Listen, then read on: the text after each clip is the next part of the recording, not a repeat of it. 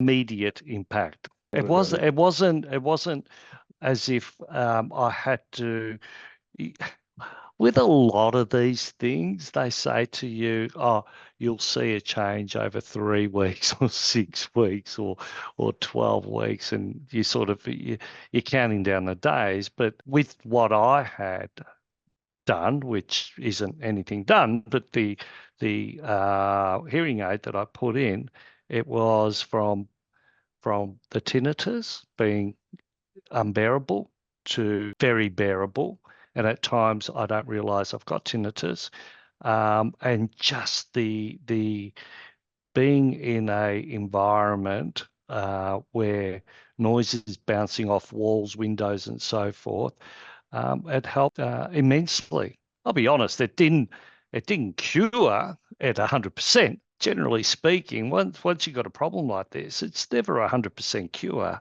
If you can get 80%, 90%, as a person who's going through that pain, that's huge. That's huge. If someone can offer that, and if anyone thinks that they can get 100%, they've got to reassess what can be provided for them. Is that taking a negative on it? Absolutely not. It's the 80%, which is the critical, 80 to 90%, which is the critical factor in this.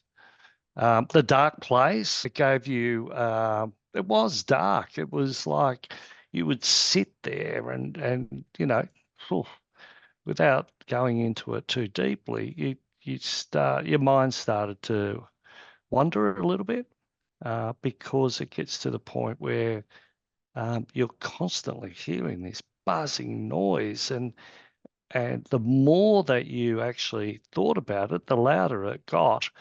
But with the hearing aid, the outside noises, certainly the tinnitus, which you got out of that place. Yeah, that took a couple of days, but wow, huge difference from the day I wasn't wearing it to the day I was wearing it.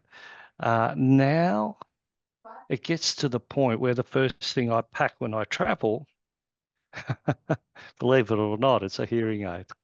That's the impact it's made on my life, not the passport. Not that you can live without it, but it's a hearing aid. That's my take on it. I don't know how else I can sum it up, the impact that it's had on my life. You get involved in conversations. Your meetings are more productive because you're hearing people. You're not getting people to repeat themselves. And you get to the point where you don't worry about asking them to repeat themselves. You just second guess a question. And then after the meeting, you ask your staff to go over some of the points because you didn't pick them up.